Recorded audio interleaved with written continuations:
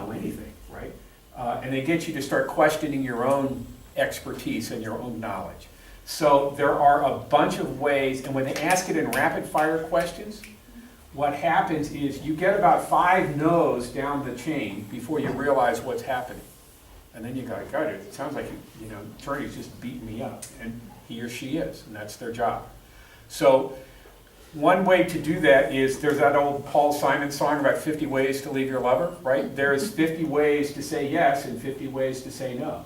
And the way that you do it, you can break up a lot of the questions. It isn't the no that's important, it's the theatrics of them asking rapid fire questions. You don't know this, you didn't do this, you weren't there, you didn't do this. All of these things that you didn't do, and you go no, no, no, no, no, and it creates this perception. So we want to break up the rhythm. And the way to break the rhythm up is to say, no, I don't have certification in that area.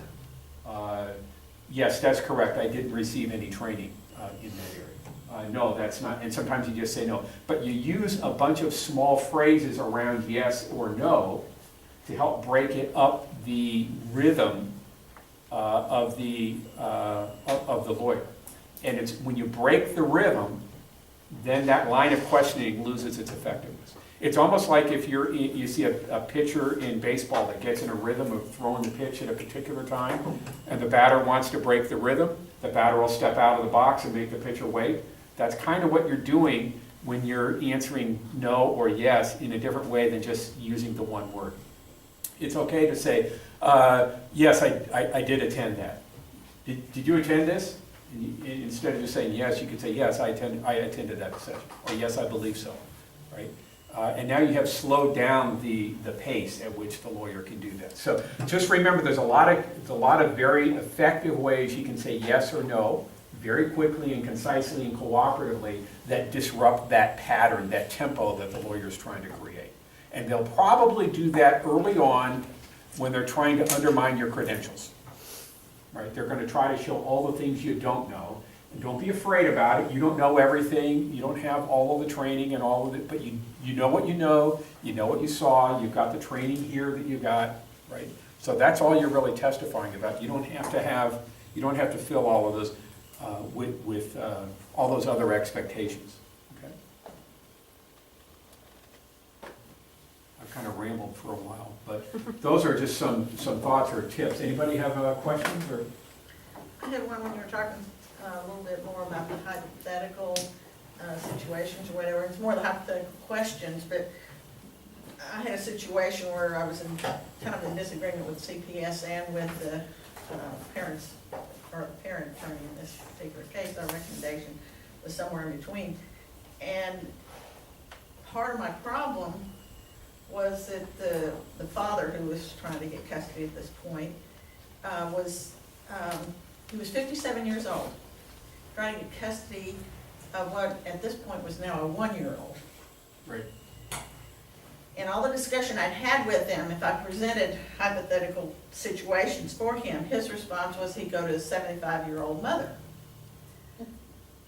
Well, the concern is more when this kid is a teenager, because there was some reasons for us to be really concerned when this child became a teenager, Right. that the other factors were involved. And his mother's most likely not there. He's at 57, still acting like a teenager. How do you kind of introduce this hypothetical situation that to me was real and was a deciding factor in whether this man should get custody of this child? Right. I think the part of the problem is that you don't have either attorney that's asking you that. Right. Right. I think one way you could do that there is to make, you have to be careful about the way you phrase it, but I would say, look, one of the significant concerns that CASA has, and I would always refer to CASA as opposed to I.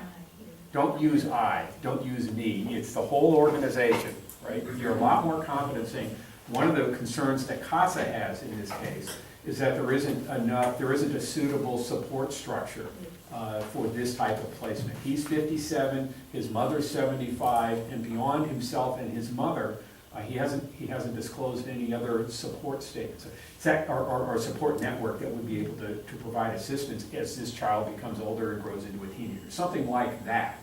And that's a thing that you can talk about with your CASA supervisor, right? And say, how do I phrase this? But I would work it in that way, but I think, and I should have made this point earlier, it's always great to be able to say, it's not you. It's not, I'm not concerned about this, CASA is concerned about it, it's the whole organization that's concerned about it.